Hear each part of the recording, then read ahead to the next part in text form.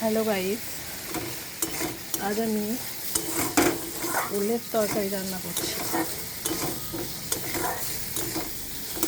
ওলটাকে প্রথমে সেদ্ধ করে নিয়েছি, তারপরে ওলটাকে অল্প তেলে ভেজে নিলাম, দিয়ে আদা টমেটো ভালো করে বেটে পেস্ট করে কড়াইয়ে তেল দিয়ে কাঁচা লঙ্কা চিড়ে ওলটাকে মশলাতে দিয়ে আস্তে আস্তে হালকা মিডিয়াম আঁচে ভাজতে হবে।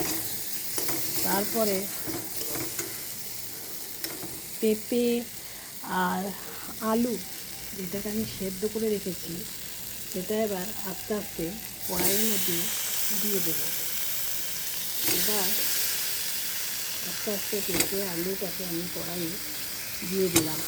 এবার এটাকে ভালো করে হালকা আঁচে নাড়িয়ে নিতে হবে। তোমরা দেখতে থাকো যে ওলের তরকারি কী করে রান্না করে।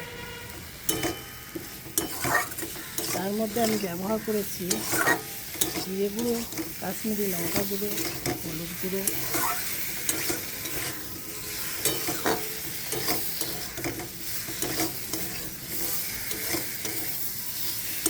এবার এটা নামাবার মুখে ঘি আর গরম মশলা দিয়ে তখন নামিয়ে দেব।